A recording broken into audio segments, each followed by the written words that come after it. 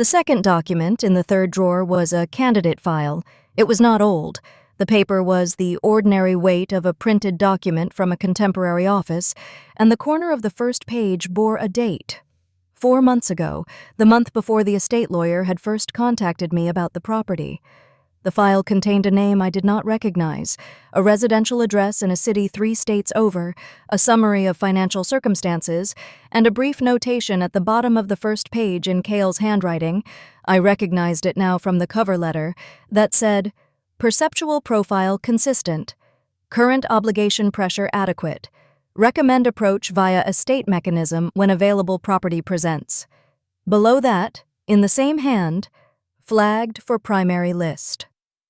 I stood at the cabinet for a long time with this document in my hands, long enough for the gray light in the study to shift, long enough for my shadow to move across the floor by a measurable amount. Someone whose name I did not know had already been selected. They did not know it yet. They were somewhere 3 states over living their ordinary life, and in 4 months or in 8 months or in whatever interval Cale's operational timeline required, they were going to receive a call, or a letter, or a visit from a lawyer carrying a document with a word they had never heard, covenant. I understood then what I had become. Not a victim of the covenant, not a person trapped inside an inheritance. Those were the terms I had been using for weeks, the framework that placed me as the subject of something being done to me. The framework was no longer accurate.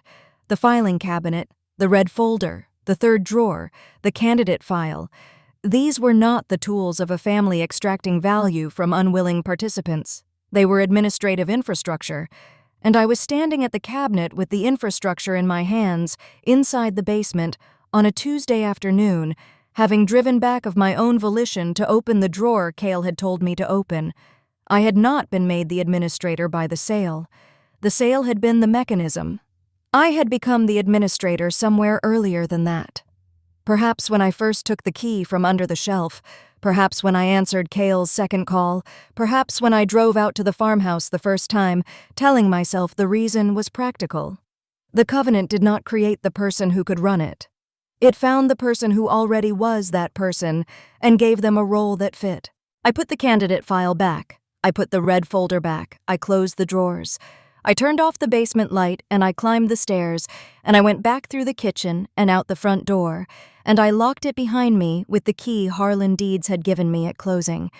The key that had always worked, that would go on working, that was mine now in a way that had nothing to do with property records. The field was gray and still. The sky was the color of concrete.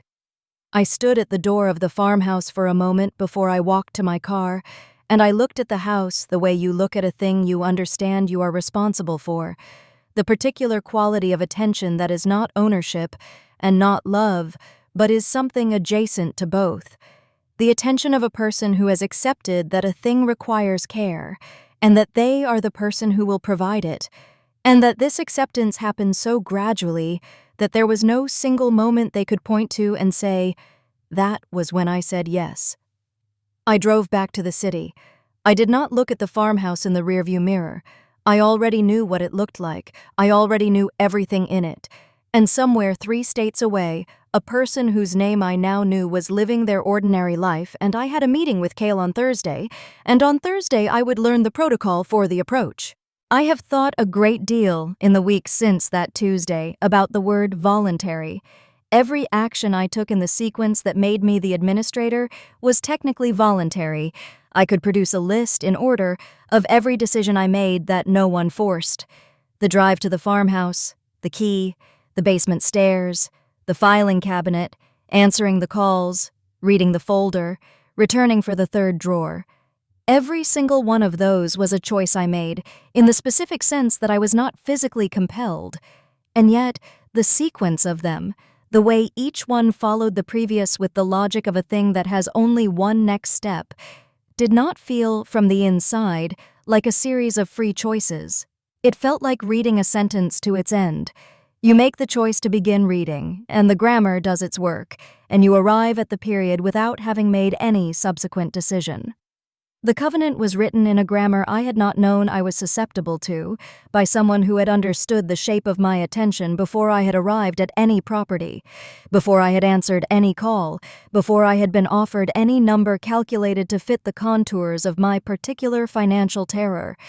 The debt I was carrying had been accrued, in some sense, long before the disbursements began.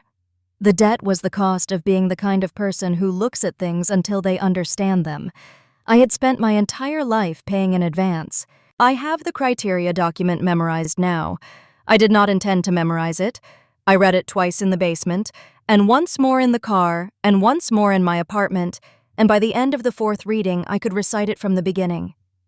The quality of witness the covenant requires is described in the document's final page by a phrase I have spent weeks with. The phrase is, "a person who remains." Not a person who endures, not a person who survives, a person who remains. The distinction felt pedantic when I first read it. It does not feel pedantic now. Endurance implies resistance. Survival implies a threat. Remaining is something else.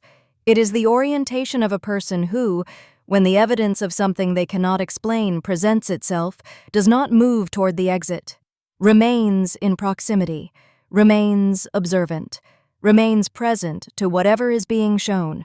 I am that person. I have always been that person. On Thursday, I will sit across from Cale and I will learn the protocol for approaching the candidate whose name I know, whose financial circumstances have been assessed, whose perceptual profile has been deemed consistent.